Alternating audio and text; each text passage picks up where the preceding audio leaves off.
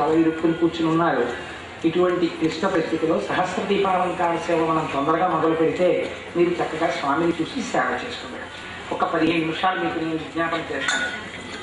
ఇందులో 2 విషయాలే ప్రస్తావన చేస్తాను. ఇవాళ మీరు ఒక్క విషయాన్ని బాగా జ్ఞాపకం పెట్టుకోవలసింది, జీవితంలో ఎర్రసిరాతో అండర్లైన్ చేసుకుని ఉంచుకోవలసిన ఒక పెద్ద రహస్యాన్ని ఇవాళ మీ ముందు నేను ఆవిష్కరిస్తున్నాను. అంటే ఇది నేను ఏదో ప్రాజ్ఞుడనో గర్వంతో చెప్పట్లేదు. మనిషిగా జన్మించిన ప్రతివాడు గుర్తు పెట్టుకోవలసిన విషయాన్ని మీకు చెప్తాను. మన సనాతన ధర్మమునకు ప్రమాణం ఏమి అంటే మనకి ప్రమాణము వేదము. వేదమే ప్రమాణము. అటువంటి వేదమునకు అంగములు కొన్ని ఉన్నాయి. ఆ ఉన్నటువంటి అంగములు వ్యాకరణము, శిక్ష, కల్పము, జ్యోతిషము, నిరుక్తము, ఇలా చాలా ఉన్నాయి. వీటిల్లో నేను మీకు అనుసంధానం చేయడం కోసం ఈ మధ్యన నేను ఒక చోట ఈ విషయాన్ని ప్రస్తావన చేశాను. జ్యోతిషము అని ఒకటి ఉంది. ఈ జ్యోతిషాన్ని వేదానికి ఉపాంగంగా చెప్తారు. దీనికి స్థానం ఏమి? జ్యోతిషమును అంటే జ్యోతిష శాస్త్రమును వేదమునకు నయనము అని పిలుస్తారు. అంటే కన్ను. కన్ను అని ఎందుకు పిలుస్తారు అంటే మీరు కొంచెం జాగ్రత్తగా అర్థం చేసుకునే ప్రయత్నం చేయండి. జీవితంలో ఇది ఒక పెద్ద మలుపు అవుతుంది.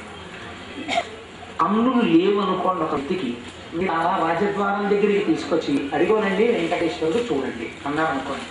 ఆయన ఏమంటారంటే ఎక్కడండి వెంకటేశ్వరుడు కనపడదు కదా పాపం. కాబట్టి చెయ్యి పట్టుకుని తీసుకెళ్ళాలి. తీసుకెళ్ళి ఆ వేదిక దగ్గరికి తీసుకెళ్ళి అయ్యా ఇదిగోనండి వెంకటేశ్వరుడు అన్నారు అనుకోండి. ఆయన ఒకసారి పాదాలు ముట్టుకుని తడిమి వెంకటేశ్వరుడు అండి అని పొంగిపోతాడు. ఇప్పుడు ఆయన ముట్టుకున్నాక వెంకటేశ్వరుడు మెడలో వేసినటువంటి హోమాల ఏ రంగులో ఉంది అని ఈయన అడిగారు అనుకోండి. ఆయన చెప్పలేదు. రంగు ఆయన గుర్తుపట్టలేదు. కారణం ఏమి? కన్ను లేదు. అది పుష్పమాల అని గుర్తుపట్టగలరు, కానీ పుష్పమాల యొక్క రంగు చెప్పలేదు. కర్రతో తడిమి ఇక్కడ ఉందని చెప్తాడు, దూరంగా ఉందని చెప్పలేడు. జ్యోతిషమును నయనము అని ఎందుకు పిలిచారో తెలుసా అండి? ఇప్పుడు జరుగుతున్నది కాదు, జరగబోయేటటువంటి విషయాన్ని లెక్క కట్టగలదు జ్యోతిష శాస్త్రం. తిరుగులే, అది అబద్ధం కాదు. ఆ శాస్త్రానికి శాస్త్రాన్ని చెప్పే వాళ్ళలో ఎప్పుడైనా పొరపాటు ఉండొచ్చు. ఒక డాక్టర్ గారు డయాగ్నోసిస్ చేయడంలో పొరపాటు పడవచ్చు. అంత మాత్రం చేత వైద్య శాస్త్రమే తప్పని మీరు అనగలరా? ఒక డాక్టర్ గారు పొరపాటు పడ్డారు అని మీరు అనగలరు అంతే తప్ప వైద్య శాస్త్రం పొరపాటు ఎందుకు అవుతుంది? జ్యోతిషం చెప్పేవాడు ఒకడు పొరపాటు పడవచ్చు అంతేకాని జ్యోతిష శాస్త్రమే తప్పడానికి కుదరదు. మీకు నేను ఇక్కడ ఒక విషయం చెప్తాను. జ్యోతిష శాస్త్రము చేత మీరు ఎప్పుడో జరగబోతున్నటువంటి విషయాన్ని మీరు మహానిష్ణాతులైతే జ్యోతిషంలో మీరు తెలుసుకోగలరు. ఆ విషయంలో సందేహం లేదు. మీరు తప్పు పట్టకూడదు కూడా ఆ విషయం. అయితే మీరు అలా తెలుసుకుని మీరేం చెయ్యగలరు? తప్పించగలరా? జ్యోతిష పరిజ్ఞానముతో మీకు రాబోయే ఉపద్రవమును మీరు తప్పించుకోగలరా? దీనికి మీకు నేను ఒక ఉదాహరణ.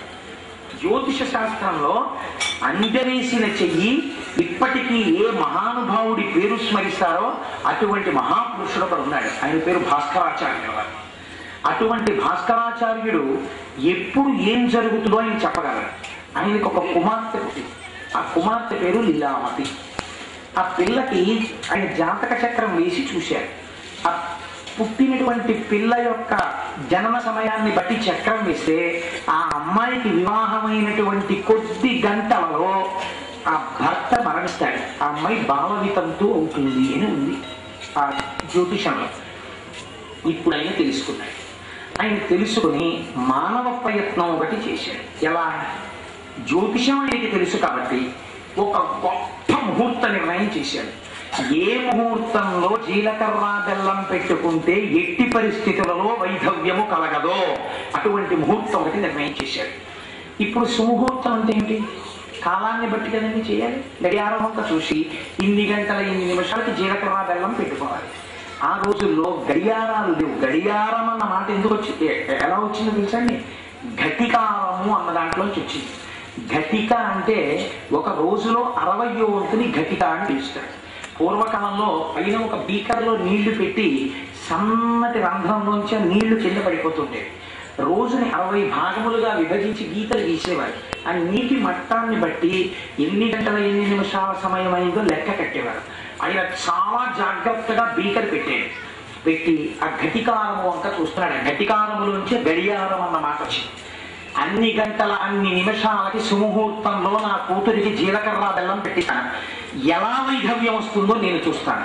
ఇప్పుడు బాల వితంతువుగా మారాలని జ్యోతిష శాస్త్ర పరిజ్ఞానము చేత నిర్ణయింపబడి ఆమెకు బాల వైధవ్యాన్ని ఇస్తున్నవాడెవరు? ఈశ్వరుడు. సందేహం లేదు. ఈశ్వరుడే ధ్వర రూపంలో పాప ఫలితాన్ని ఇస్తాడు. ఇప్పుడు ఆ వైధవ్యాన్ని నా జ్యోతిష శాస్త్ర పరిజ్ఞానంతో తప్పిస్తాను. మీరు చాలా జాగ్రత్తగా గమనించాలి. కాబట్టి నేను ఇప్పుడు ఒక సుముహూర్త నిర్ణయం చేశాను నా పరిజ్ఞానంతో. ఈ ముహూర్తంలో జీలకర్ర బెల్లానికి వైధవ్యం రాదు. ఈశ్వర నిర్ణయము గొప్పదా, నా శాస్త్ర పరిజ్ఞానము గొప్పదా తేలుస్తాను అని ఖచ్చితంగా అన్ని గంటల అన్ని నిమిషాలకి గొప్ప స్వరంతో చెప్పగలిగినటువంటి వేద పండితుల్ని పిలిచి జీలకర్ర బెల్లం పెట్టించాడు. వివాహ క్రతువు పూర్తయింది, స్థాళీపాకంతో పూర్తవ్వాలి. అవుతోందాగా పిల్లవాడికి గుండెపోటు వచ్చి చచ్చిపోతే భాస్కరాచార్యుల వారు ఆశ్చర్యపోయారు. నేను ఇంతటి జ్యోతిష శాస్త్ర పరిజ్ఞానం ఉన్నానండి. నేను పెట్టిన ముహూర్తానికి ఎట్టి పరిస్థితులలో ఆమె వితంతువు కాకూడదు. కానీ నేను జాతక చక్రం చూసి చెప్పినట్టు ఆమె వితంతువే అయింది. ఆమెకున్న వితంతు అవుతుందని నేను కనిపెట్టింది నిజమైంది. వితంతు కాకుండా నేను పెట్టినటువంటి ఆ ఏర్పాటు విఫలమైంది. ఎందుకు విఫలమైంది? ఇప్పుడు భాస్కరాచార్యుల వారు ఏం చేశారో తెలుసా? ఎక్కడ తేడా వచ్చి ఉండాలి అంటే ముహూర్తంలో తేడా. తను పెట్టిన ముహూర్తాన్ని మళ్ళీ గణన చేశారు. అది ఖచ్చితం. కాబట్టి ఇప్పుడు ఎక్కడ ఉండాలి దోషం? ఆ ఘటికారమును చూడడంలో ఏదో తేడా వచ్చింది. కాబట్టి ఇప్పుడు ఘటికారం దగ్గరికి వెళ్ళి చూశారు. ఎంత విచిత్రం జరిగిందో తెలుసా అండి? ఆ రోజు ఉదయం లీలావతిని పెళ్లి కూతుర్ని చేసినప్పుడు ఆ పిల్ల చిన్న పిల్ల కనుక ఇతర ఆడపిల్లలతో ఆడుకుంటూ అక్కడే తిరుగుతున్నప్పుడు ఆ ఘటికారంలోకి తొంగి చూసింది. చూసినప్పుడు ఆమె ముక్కు పుడకలో ఉంచి ఒక ముత్యం జారి నీటిలో పడి ఆ నీటి సన్న ధార పడవలసిన చోటుకి వెళ్ళి ఆ ముత్యం ఆపేసింది. పడవలసినంత నీటి ధార పడక కాలగణనం తప్పిపోయి జీలకర్ర బెల్లం ఆ సుముహూర్తంలో పెట్టలేదు కాబట్టి వైధవ్యం వచ్చేసింది. అలా నీరు పడకుండా ముత్యం పడేట్టు చేసిన వాడే ఇప్పుడు భాస్కరాచార్య. ఇప్పుడు ఆయన అన్నాడు, ఇది ఈశ్వరుడంటే. ఎన్ని శాస్త్రములు చదివినా స్మృతౌ శాస్త్రే వైద్యే శకున కవిత గానపణితౌ పురాణే మంత్రే వా స్తుతినటన హాస్యేష్వచతుర కమర్థం దాస్యాం భవతి ప్రీతిర్భవతి మై కుహం పశుపతేః పశుమాం సర్వజ్ఞ ప్రథిత కృపయా ఫలయ విభో అంటారు శంకర భగవత్పాదులు. ఎందుకయ్యా ఈ శాస్త్రాలు? కేవలం ఒక విషయాన్ని తెలుసుకోవడానికి పనికొస్తాయి, ఈ శాసనాన్ని దాటించడానికి పనికిరావు. అందుకే మన జ్యోతిష శాస్త్రానికి ఉన్న గొప్పతనం ఏమిటో తెలుసా అండి? దుష్ఫలితాన్ని చెప్పి ఆపరు. ఆ ఫలితం తప్పుకోవడానికి ఏం చెప్తారో తెలుసా అండి? దేవతా ప్రీతిని చెప్తారు. అమ్మా, మీకు ఇబ్బంది ఉంది, మీరు ఫలానా గ్రహానికి పూజ చేయండి. ఇన్ని గ్రహాలకి అధిపతి ఎవరు? సాక్షాత్తు పరమాత్మ. కలియుగంలో శ్వేతవరాహ కల్పం వరకు పరిపాలకుడు ఎవరు? ఒక్క వెంకటేశ్వరుడే. అందుకే శనివారం నాడు వెంకటేశ్వరుణ్ణి ఆరాధన చేస్తే గ్రహముల వలన మీకు దోషములు రావలసి ఉన్నా వాటిని తప్పించగలిగినటువంటి అధికారం స్వామికి ఉన్నది. కేవల దర్శనము చేత ఫలితాన్ని ఇచ్చేస్తాడు పరమాత్మ. ఎంత సులభుడో, ఎంతటి కారుణ్యమూర్తో చూడండి. నేను మీకు ఒక ఉదాహరణ చెప్తాను. మార్కండేయుడికి కూడా దండ ఉంది. మార్కండేయుడు చచ్చిపోతాడు అని ఋషులు చెప్పారు. ఆ చచ్చిపోతాడని తల్లిదండ్రులు ఏడుస్తున్నారు. ఎందుకు ఏడుస్తారు? మార్కండేయుడు అన్నాడు, మృత్యువుని కూడా ఎవరు తన్నగలడో వాడు నా స్వామి. నేను వాడి కాళ్ళు పట్టుకుని ఉంటాను. నాకు ఉన్న మీరు విన్న జ్యోతిషము ప్రకారము, మీరు విన్న వరము ప్రకారము నాకు మృత్యు వస్తుందో, మృత్యువుని మాంపగలిగిన వాడు పరమాత్మ, నేను నిరూపిస్తానన్నాడే. శివలింగాన్ని గట్టిగా కబిలించుకుని చంద్రశేఖర చంద్రశేఖర చంద్రశేఖర పాహిమాం చంద్రశేఖర చంద్రశేఖర చంద్రశేఖర రక్షమాం అన్నాడు. యమధర్మరాజు గారు వచ్చి పాశం విసిరారు. శివలింగానికి కౌగిలించుకుని ఉండడంలో శివలింగానికి కూడా పడింది ఆ పాశం. చూశాడు శంకర్, ఏమి ధిక్కారం రానికో, పాశం నాకు కూడా తగిలేట్టు వేశావు. నా లింగాన్ని కౌగిలించుకొని ఉండి మృత్యువుని ఈశ్వరుడు తప్పించగలడు, కిన్నో మృత్యు కరిష్యతి అని అడుగుతున్న భక్తుడి మీద పాశం వేస్తావా? ఏమి నీ ధిక్కారం అన్నాడంతే. ఎడమకాలెత్తి తన్నాడు యమధర్మరాజు గారి వక్షస్థానం మీద. యముడు ప్రాణాలు విడిచిపెట్టాడు. శంకరులు స్తోత్రం చేశారు. వక్షస్థానమంతకస్యకతినాపస్మార సంవర్ధనం భూభృత్పర్యటనం దమత్సురశిర కోటీర సంఘర్షణం కర్మ మేదం మృదులస్య తావక పదద్వంద్వస్య గౌరీపతే మచ్చేతో మణిపాదుకా విహరణం శంభో సదాంగీకురు. ఇప్పుడు మీరు చెప్పండి, శాస్త్రము యొక్క పరిజ్ఞానము తప్పించిందా, ఈశ్వరుని యందు భక్తి రక్షిస్తుందా? ఈశ్వరుని యందు భక్తి రక్షిస్తుంది. ఆ భక్తికి ప్రమాణం ఇది, దానికి హద్దు లేదు. గొప్ప శాస్త్ర పరిజ్ఞానం ఉండి పూజ చేసిన వాడికి ఎంత ఫలితమో, ఏమీ చేత కాకపోయినా, అందుకే నా స్వామి సన్నిధి గొల్లనించుకున్నాడు, ఏమీ చేత కాకపోయినా గోవిందా నువ్వు ఉన్నావు అని నమ్మి ఇలా ఒక్కసారి నమస్కరిస్తే చాలు, గోవిందా అంటే చాలు, పొంగిపోతాడు, ఒక్కసారి చూస్తాడు. అందుకే అష్టోత్తరం చేసుకోండి, అష్టోత్తరం చేసుకోండి అంటారు. అష్టోత్తరం ఎందుకు చేస్తారో తెలుసండి? 116 ఎట్టకూడదా, 120 ఎట్టకూడదా, 200 ఎట్టకూడదా, 250 ఎట్టకూడదా, లేకపోతే అంతకన్నా నామాలు చెప్పడం చేత కాలేదా? 108 నామాలు ఎందుకు పెట్టాలండి ప్రతిసారి? అంటే 108 పెట్టడం వెనక ఒక పెద్ద రహస్యం ఉంది. మీకు ప్రతి రాశిలో 9 పాదాలు పెడుతుంటాయి. ద్వాదశ రాశులని 12 రాశులు. 12 రాశులలోకి అన్ని నక్షత్రాల యొక్క 9 పాదాలు పెడతాయి. పెడితే 12 × 9 108. ఆయా రాసులు ఆ నక్షత్రముల యొక్క పాదములను బట్టి రాసులు ఉంటాయి. ఆ రాసుల యొక్క అధిదేవతల్ని బట్టి మీకు గ్రహములు ఫలితాన్ని ఇస్తాయి. ఆ ఫలితాన్ని ఇచ్చేటప్పుడు మీరు పొద్దున్నే ఏమీ చేత కాకపోయినా అష్టోత్తర శతనామ స్తోత్రం చేసుకుని, అష్టోత్తరం కూడా రాకపోతే ఏమంటే మేము 108 నామాలు చెప్పాలి, వందే పద్మకరాం ప్రసన్నవదనాం సౌభాగ్యదాం భాగ్యదాం మేము అనలేం. అందుకే ఈశ్వరుడు యొక్క అనుగ్రహం చూడండి. కేనోపాయేన లగుణ అంది పార్వతీదేవి. పొద్దున గోపాలాచార్య స్వామి చెప్పించారు కదా, స్వామి అందరూ చెప్పగలరా 108 నామాలు? చెప్పలేరు. నా పిల్లలకి కొంతమందికి రావు. పిల్లల కోసం తల్లి అడిగినట్టు అడిగింది పార్వతీదేవి. ఇంకొక మాట చెప్పు, ఏ మాట చెప్తే నా పిల్లలందరికీ సహస్రం చెప్పిన ఫలితం వస్తుంది అంటే ఆవిడ. సహస్రం అంటే 1000 అనుకోండి, అనంతమైన నామములు చెప్పినట్టు చెప్పు అంది. అంటే మన కోసమని స్వామి చెప్పాడు ఆ రోజున శంకరుడు. శ్రీరామ రామ రామేతి రమే రామే మనోరమే సహస్రనామ తత్తుల్యం రమనామ వరాననే. వరాననే ఓ పార్వతి, రామ రామ రామ. ఏమీ చేత కాకపోతే, చేతనయని మానేసి రామ రామ రామ అని కాదు, ఏమీ చేత కాకపోతే, ఏ టైము లేకపోతే ఏ రైల్లోనో పెడుతున్నప్పుడు రామ రామ రామ అంటే చాలు, సహస్రం చెప్పినట్టే. ఎలా అవుతుందండి అంటే అక్షరాలని అంకెల్లోకి మార్చే సంప్రదాయం ఉంది. రామ రా 2 మా 5, రామ రామ రామ 2 × 5 × 2 × 5 × 2 × 5, 2 5 10, 10 20, 20 100, 102, 200, 205 1000. కాబట్టి సహస్రనామ తత్తుల్యం రామనామ వరాననే. చూడండి, ఈశ్వరుడు మన యందు ఎంతటి ప్రీతి కలిగిన వాడు. మనకి ఇన్ని అవకాశాలు ఇచ్చాడు. నువ్వు ఎందుకు దాన్ని పెట్టుకుంటావు? నీ పాపము గురించి, నిన్ను వెంట తరిమి వస్తున్న బాధల గురించి నువ్వు ఎందుకు బాధపడతావు? నేనున్నాను కదా. అనన్యాశ్చింతయంతో మాం ఏ జనా పర్యుపాసతే తేషాం నిత్యాభియుక్తానాం యోగక్షేమం వహామ్యం. వచ్చిన దగ్గరికి రా, గోవిందా శ్రీ వెంకటేశ్వర ఒక్కసారి నమస్కరించు, నేనున్నాను, కాపాడుతా అంటున్నాడు స్వామి. కాబట్టి ఇంత తెలిసి కూడా రేపు మనం స్వామివారి కళ్యాణంలో గోవిందా అంటూ వెళ్ళలేకపోతే మన బ్రతుకెందుకు ఇంకా? కనుక ఈ మాటను అనాలగా మాకు తెలియదా? రేపు చూడు మేము ఎలా వస్తాం అంటారు. కాబట్టి రేపు మన అందరం ఉత్సాహవంతంగా వెళ్తాం. కాబట్టి ఇప్పుడు నేను ఒక్క మాట చెప్పి పూర్తి చేసేస్తాను, ఎక్కువ సమయం తీసుకోనన్నాను. కాబట్టి ఇంతటి అనుగ్రహాన్ని మనకి అపారమైనటువంటి కరుణా సముద్రుడై ఏ తిరుపతి వెంకటేశ్వరుడు మనకు అనుగ్రహించాడో ఆ వెంకటాచల ప్రభువుని ఒక్కసారి మనందరం ఇవాళ శనివారం కనుక మానసికంగా ఇన్ని వేల మందిని ఆనంద నిలయంలోకి వెళ్ళిపోతాం. ఎలా వెళ్ళిపోతామంట నేను చెప్తాను, మీరు అదే ధ్యానంతో ఉండండి. మనందరం ఆనంద నిలయంలోకి వెళ్ళి వెంకటేశ్వర స్వామి దర్శనం చేసుకుని వచ్చేద్దాం కృతజ్ఞతలు చెప్పి. చూడండి, మనం తిరుపతి వెళ్ళి రైల్వే స్టేషన్లో దిగి కాటేజ్కి వెళ్ళి చక్కగా స్నానం చేసి పట్టుబట్టలు కట్టుకుని కొండ మీదకి వెళ్ళి మొట్టమొదట అలా వెళ్ళి బేడి ఆంజనేయ స్వామి ఇలా నమస్కారం చేసుకుంటూ ఎదురుగుండా వెంకటాచలపతి ముందు నిలబడి ఉంటారు.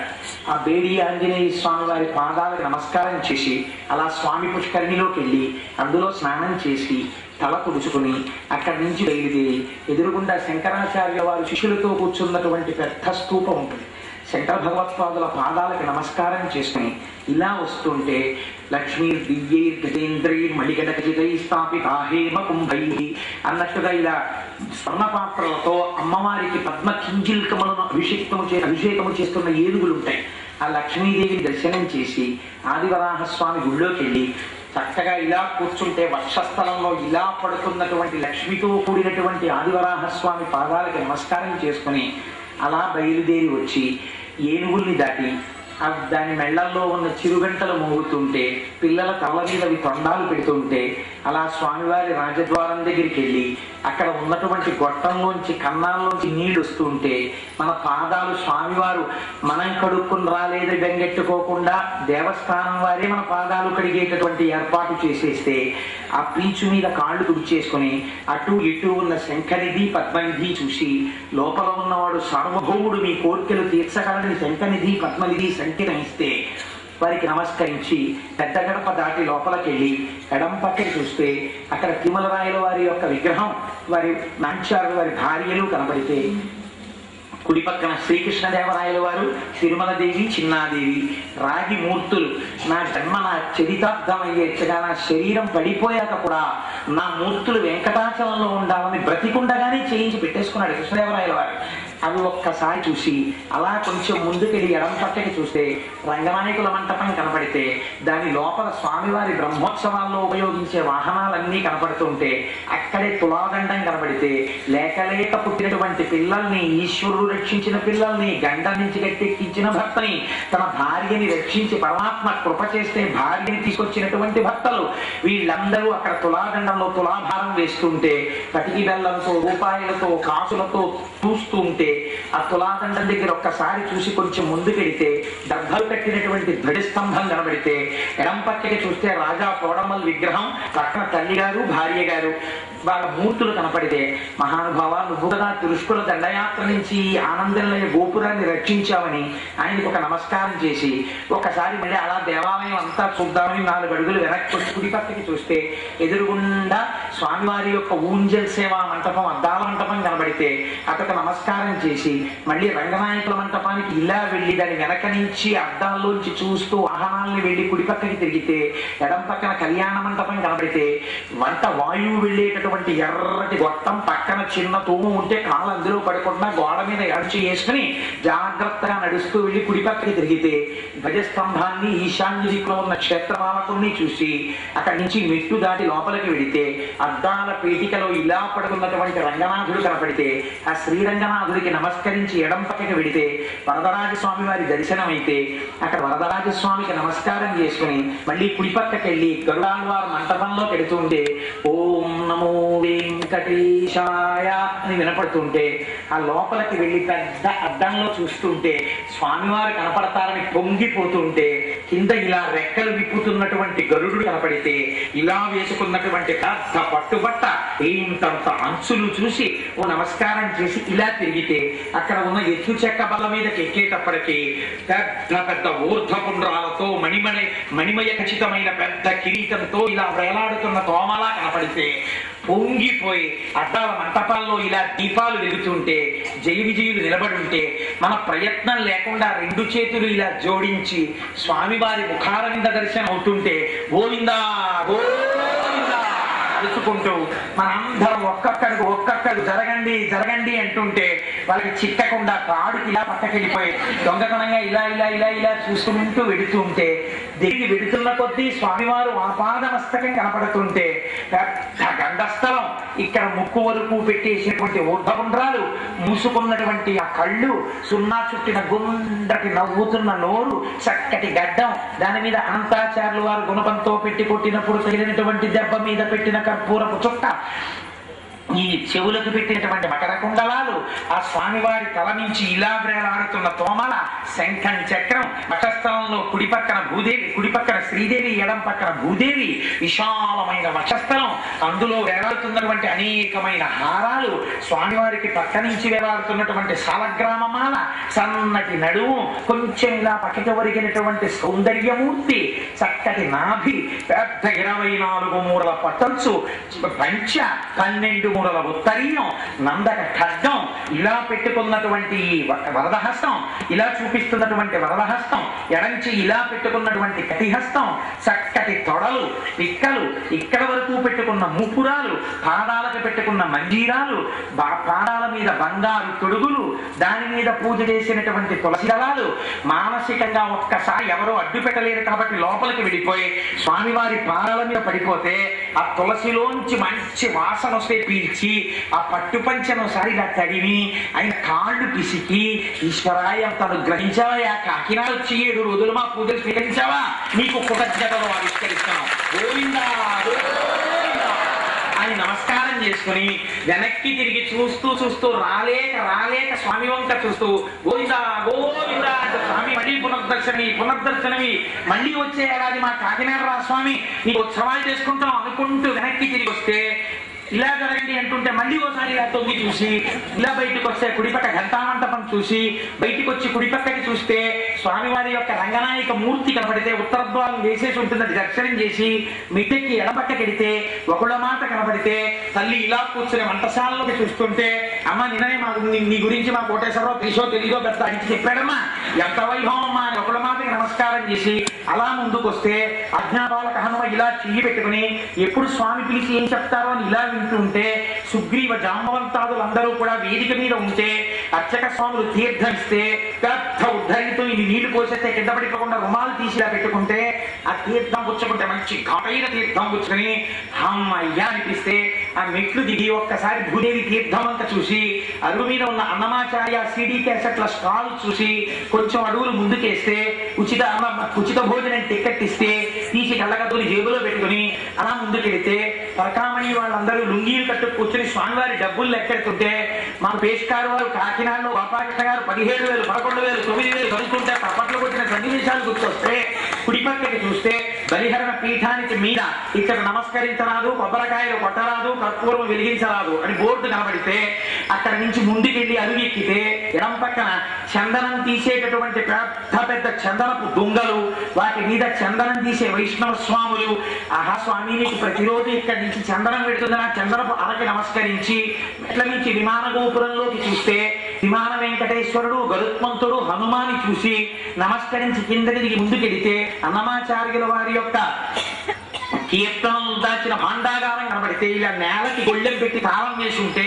ఇక్కడే కదా 32,000 సంకీర్తనలు ఉన్నాయని నమస్కరించి ముందుకెడితే భగవత రామానుజుల యొక్క సన్నిధి కనబడితే మహానుభావాలు ఇదే కదా వెంకటాచలంలో ఆరాధన విధానాన్ని సంస్కరించామని చెప్పి రామానుజులకు నమస్కరించి అక్కడ కనబడినటువంటి యోగ నరసింహస్వామి ఇలా కూర్చుంటే గోళ్లు కూడా కనపడుతుంటే మహానుభావ నువ్వే కదా జగద్గురువులు శంకర భగవత్పాదుల్ని రక్షించినటువంటి మహాన్వితమూర్తి అని నరసింహస్వామికి నమస్కరించి ప్రదక్షిణం చేసి మెట్లు దిగుతూ కుడి పక్కన చూస్తే సిమెంట్ పళ్ళెం మీద ఇచ్చట కూర్చుండరాదు, ఇది స్వామి కర్పూర పళ్ళెము అని బోధ కనబడితే అయ్యో నీ కళ్ళకద్దుకుని కిందకి దిగి స్వామికి సాష్టాంగం చేసి కుడి పక్కకెళ్ళి అక్కడే స్వామివారి హుండీ దగ్గర తుపాకీ పెట్టుకుని ఒక గార్డు నిలబడితే మానసికమే కదా ₹1,00,000 తీసి హుండీలో వేసేసి అక్కడి నుంచి ఇటు తిరిగితే గోడ మీద నిలబడినటువంటి పెద్ద అమ్మవారు లక్ష్మీదేవి కనబడితే పొడుగ్గా పుట్టినందుకు ఇన్నాళ్ళకి నాకు సార్థక తాగి చేతులు ఇచ్చి అమ్మవారి పాదాలు ముట్టుకుని నమస్కారం చేసి యువతలకు వచ్చి దారంలోంచి బయటికి వచ్చి ఎడం పక్కకి తిరిగితే ఇటుపై పక్కన దద్దోజనం ఇటు పక్కన లడ్లు ఇస్తుంటే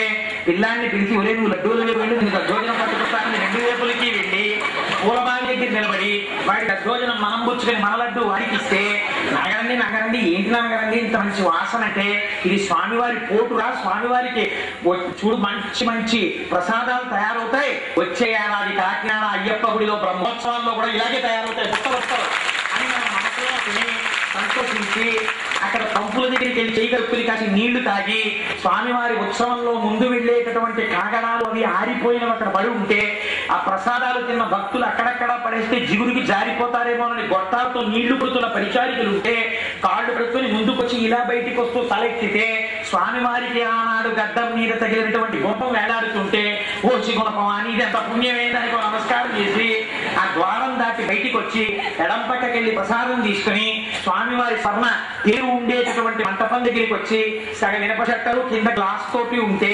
ఇదేరా స్వామివారి స్వర్ణ తేరంటే పిల్లాడు పొంగిపోయి అద్దం కింద తలపెట్టి నాన్నగారండి నాన్నగారండి, ఆ గుర్రాలేంటి నాన్నగారండి అని అడుగుతుంటే వీడు ఇన్ని ప్రశ్నలు వేస్తాడు, ఇందులో మనకి తెలియని అడుగుతాయో, వీళ్ళందరూ చుట్టూ ఉన్నారని చాలే చూసి ఇంటికి వెళ్ళాక చెప్తామని తప్పించేసుకుని అక్కడి నుంచి బయలుదేరి ఆ ప్రసాదం నోట్లో వేసుకుని పుష్కరిమంట చూస్తూ స్వామివారి యొక్క గోపురం చూసి గోవిందా గోవిందా అనుకుని స్వామి మళ్ళీ మళ్ళీ మాతో సేవలు స్వీకరించు అని మనం మనసులో కోరుకుని అలా ముందుకెళ్ళి ఓ రూపాయి ఇచ్చి ఒరే ఏనుగుతో పెట్టించుకోరా తొండం వృద్ధిలోకి వస్తామంటే నాగరండి నా భయం, నాగరండి నా భయం అంటుంటే పిల్లలు నీ మొహం భయం ఏంటి ముందుకెళ్ళు అని చెప్పి వాడు ఇలా పెడితే తొండం ఇలా పెడితే ఏనుగు నాగరండి భలే ఉందని వాడు గుండు తొడుక్కుంటే పక్కన నుంచి ఉన్నటువంటి భార్య మీరు పెట్టించుకోండి అంటే నాకు భయం బాగుంటుంది పెట్టించుకోకుండా చిల్లర లేదని ముందుకు వెళ్ళిపోయి అక్కడ అమ్ముతున్న అరటిపళ్ళు అవి చూస్తూ హాయిగా మనం వరాహస్వామి కాటేజ్ లో వెళ్ళిపోయి వెంకటాచల స్వామి గురించి పరవశించిపోయి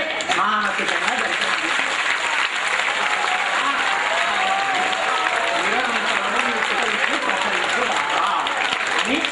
కొత్త 11 మాటలు స్వామి ఆనంద చెప్పి ఓ గోవిందరామా ఇవాళ పంచిపెట్టినారమ్మా దీని మీద నా ఫోటో కూడా వేశారు, దీన్ని కూడా భయం వేస్తుంది, మిగిలిన మాత్రం చక్కగా అడుగుతుందండి.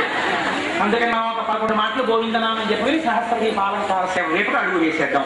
11 మాటలు ఇవాళ పరమ ప్రీతితో దిక్కులు పిక్కటిల్లేటట్టు చెప్పండి. స్వామి నీకు కృతజ్ఞత ఆవిష్కరిస్తున్నాం, ప్రతి ఏటా మా సేవ స్వీకరించు అని. వజ్రమకుటధర గోకుల నందన కామిక ఫలదాత పాప వినాశక పాహి మురారే గోవిందా హరి ధరణీ నాయక దినకర తేజ పద్మావతి ప్రియ ప్రసన్నమూర్తి శంఖచక్రధర విరజాతీర్థ విరోధిమర్దన కాలగ్రామధర సహస్రనామ లక్ష్మీ వల్లభ లక్ష్మణగ్రజ నిత్య కళ్యాణ వైజయంతాల ఏకస్వరూప శివకేశవ రూప జనార్దనమూర్తి గోవిందా హరి గోకుల నందన శాసనపరైరాచార్య భోగమై సర్వైశ్చ పూర్వై ఆచార్యై తత్వధాయాస్తు మంగళం. మంగళం కోసలేంద్రాయ మహనీయ గుణాత్మనే చక్రవర్తితులంగాయ సర్వభౌమాయ మంగళం. ఉమాకాంతాయ కాంతాయ కాళికార్థప్రదాయనే శ్రీగిరీశాయ దేవాయ మలినాథాయ మంగళం. కవచన కృతం వా కర్మ వాక్కాయజం వా శ్రవణనైనజం వా మానసం వాపరాధం విహితమ విహితం వా సర్వమేత్తక్షమస్వ. శివ శివ కరుణాబ్ధే శ్రీ మహాదేవ శంభో సర్వం శ్రీ ఉమామహేశ్వర బ్రహ్మ ప్రణస్తు స్వస్తి. అత్యద్భుతమైనటువంటి మూర్తి. ఇప్పుడు బయటికి వస్తారు, ఎక్కడి వాళ్ళు అక్కడే కూర్చోండమ్మా, మనం చక్కగా సేవ చేద్దాం. ఒక్క అరగంట లేటైనా కంగారు పడకండి, మన జన్మ భాగ్యం ఇవాళ శనివారం అందరం స్వామి దర్శనం చేసుకోండి.